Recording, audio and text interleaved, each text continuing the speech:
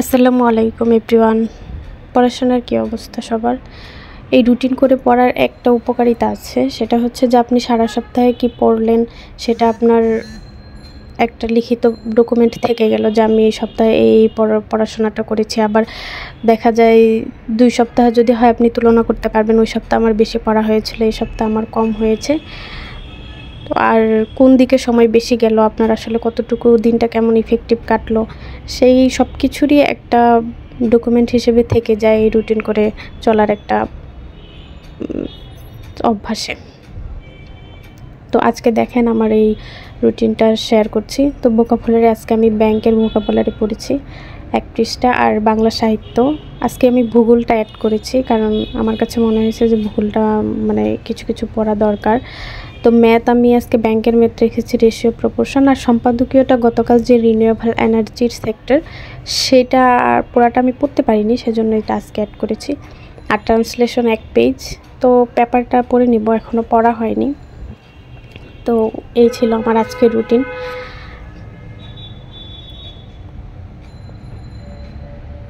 তো এই আমি হচ্ছে রিনিউয়েবল এনার্জি যেটা পড়েছিলাম সেটা এখান থেকে আমি আপনাদেরকে দেখাচ্ছি যে কোন পর্যন্ত আমি পড়েছিলাম।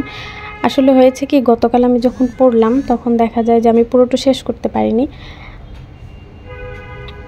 তো এই পর্যন্ত পড়েছিলাম। আজকে আমি এইখান থেকে এই পর্যন্ত পড়লাম। তো একটানা পড়তে গেলে অনেকটা প্রেশার হয়ে যায়, সে কারণেই এত প্রেশার চাপ। আর অন্যদিকে অন্য সাবজেক্টগুলোও এইটা যদি প্রেশার নিয়ে আমি শেষ করতে যাই, দেখা যায় অন্য সাবজেক্টগুলো আমার একটু গ্যাপ হয়ে যায়।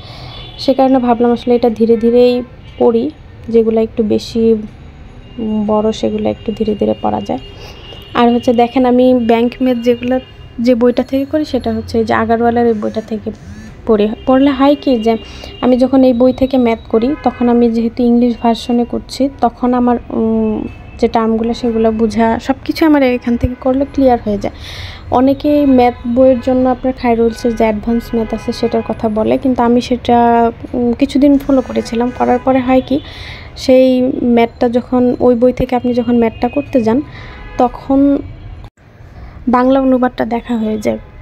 খায়রুলসের ওই ম্যাথ বইটাতে আপনার দাগের যে অঙ্কটা, সেই অঙ্কটার নিচে অনুবাদটা দেয়া থাকে, বাংলা অর্থটা দেয়া থাকে। তো আমি যখন ম্যাথ করতে যাই, তো র্যান্ডমলি যখন আমি ম্যাথ করি তখন হয় কি যে আমার একটা টার্গেট থাকে যে এই চ্যাপ্টারটা আমি শেষ করবো। এখন যেমন টার্গেট নিয়ে আমি পড়ি যে চ্যাপ্টারটা শেষ করবো, তখন আমার ম্যাথটা দেখা হয়ে যায়। সে কারণে আমি আসলে ওই বই থেকে ম্যাথ করি না, তো ম্যাথ করি আমি আগারওয়াল থেকে।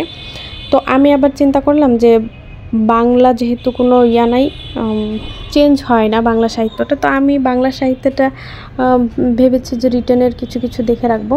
তো এখানে দেখেন বাংলা রিটেন প্রিপারেশনটা নেওয়ার জন্য প্রথমে আপনার এই যে ওরাকলের যে প্রশ্ন ব্যাংক, এই প্রশ্ন ব্যাংকটা যদি আপনারা নেন তাহলে আপনার লিখিতের একটা আইডিয়া পাবেন। এখানে লিখিত একদম 10 থেকে 45 পর্যন্ত লিখিত প্রশ্ন দেওয়া আছে। তো যখন আপনি যে সাবজেক্টটা পড়বেন সেই সাবজেক্টের লিখিত অংশটুকু যদি আপনি দেখেন তাহলে আপনি বুঝতে পারবেন যে কী টাইপের প্রশ্ন হয়, প্রশ্নের প্যাটার্নটা আপনি বুঝবেন। তো এখানে দেখেন আমি যখন প্রাচীন যুগ পড়েছিলাম তখন আমি কিছু দেখেছিলাম।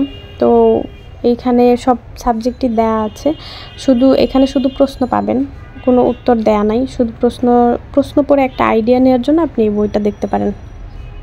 তো আমি এই বইটা নিয়েছিলাম, কিছুদিন আগেই নিয়েছি। এখানে 10 থেকে 45 BCS পর্যন্ত দেয়া আছে। তো প্রত্যেকটা সাবজেক্টের জন্যই এই বইটা।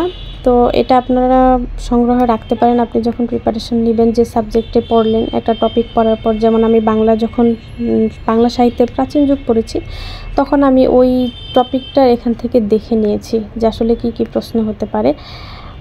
তো এখানে এই যে আন্তর্জাতিকেও দেখেন সব প্রশ্নেরগুলো দেয়া আছে, কিভাবে কোন টাইপের প্রশ্ন হয় সেটা পড়ার জন্য। তো এখানে আমি লিখিতর জন্য যে বইটা সেটা হচ্ছে যে শেকরের মহসিনা নাজিলা। তো এই বইটা আমি পড়ব ঠিক করেছি, কিন্তু এটা আমি এখনও পড়া শুরু করিনি। তো আমি ঠিক করেছি যে যখন আমি বাংলা সাহিত্যটা 2 বার রিভিশন দিব, রিভিশন দেওয়ার পর আমি এই বাংলা সাহিত্যের রিটেন অংশটা আমি আবার পড়া শুরু করব। তো এজন্য আমি বইটা দেখালাম। যদি আপনারা সেভাবে লিখিতর জন্য পড়তে চান তাহলে আপনারা এই বইটা নিতে পারেন, দেখতে পারেন এই বইটা আমার কাছে অনেক ভালো লেগেছে। তো এই হলো আমার আজকের পড়াশোনা।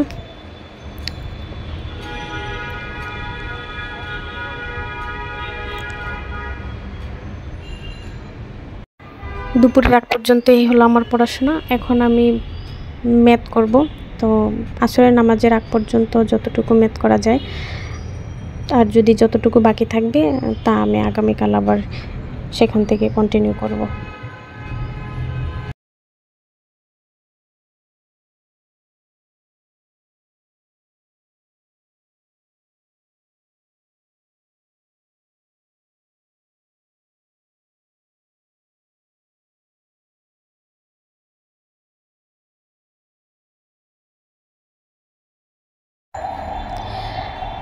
সন্ধ্যার এই সময়টুকু আমার অনেক সাফোকেটিং লাগে। আপনাদের কেমন লাগে জানি না, কিন্তু আমি এই আসরের নামাজের পর থেকে একদম মাগরিবের নামাজ পর্যন্ত এই সময়টুকু মানে আমার একদম সময় কাটতেই চায় না। আসরের নামাজের পর মাগরিব পর্যন্ত আমি কোরআন পড়ি, বিভিন্ন ইসলামিক বই পড়ি, এভাবে আমি সময় কাটানোর চেষ্টা করি। এই সময়টুকু আসলে পড়াশোনায় সেরকম মনোযোগ আসে না আসলে, কারণ এই সময়টুকুতে আমার মাথায় বিভিন্ন দুশ্চিন্তা ভর করে। দেখা যায় যে বিভিন্ন ধরনের, যেমন মনে করেন যে মনে হয় যে আসলে এত কিছু করছি, এত ব্যস্ততায় সময় পার করছি, আসলে তো কাজের কাজ কিছু হচ্ছে না। তো দেখা যায় রুটিনে আমি সব কিছু রাখছি, কিন্তু আসলে আমি আমল করার মতো তেমন কি রাখছি বা হ্যান তেন, এগুলো অনেক কিছু আসলে আমার মাথায় ভর করে তখন। তো এটা সত্যি যে দেখেন আমরা আমাদের দৈনন্দিন রুটিনে সব কিছুই রাখি, কিন্তু আমল করার মতো কয়টা জিনিস রাখি? নামাজ, রোজা, এগুলো সব কিছুই আমরা আমাদের দেখা যায় যে কন্টিনিউ সেরকম হয়ে ওঠে না। তো এত কিছুর ভিড়ে আমরা আসলে আমাদের আসল যে কাজটুকু সেটুকুই আমরা ঠিকঠাক মতো করি না। অথচ দেখেন আমরা যা যা চাই তার সব কিছু দেওয়ার মালিক কিন্তু একমাত্র আল্লাহ। তাই আপনারা যে যে ধর্মে আছেন, তো সবার আগে আমাদের এই কাজটা ঠিকঠাক মতো রাখা উচিত, যে সৃষ্টিকর্তার সন্তুষ্টির জন্য যে আমলটুকু সেটুকু আমাদের আসলে আগে করা উচিত, কিন্তু আমরা আসলে সেদিকে খুব কমই মনোযোগটা দিই। কিন্তু আমাদের প্রায়োরিটির জায়গা এটাই আসলে হওয়া উচিত, কারণ আমরা শুধুমাত্র চেষ্টা করে যেতে পারি, কিন্তু আসলে কোনো কিছু আমাদের হাতে নেই। তো আমরা দেখা যায় আমাদের জায়গা থেকে আমরা সর্বোচ্চ চেষ্টা করব, আর আমাদের সাধ্যমতো আল্লাহর ইবাদত করব এবং আল্লাহর কাছে বেশি বেশি চাইব, কারণ দেয়ার মালিক একমাত্র আল্লাহ। আপনি যা যা চাওয়ার সব কিছু আল্লাহর কাছে চাইবেন এবং আল্লাহর আমলগুলো ঠিকঠাক মতো করবেন, ইনশাআল্লাহ একদিন সফল হবেন। আজকে এই পর্যন্তই। আল্লাহ হাফেজ।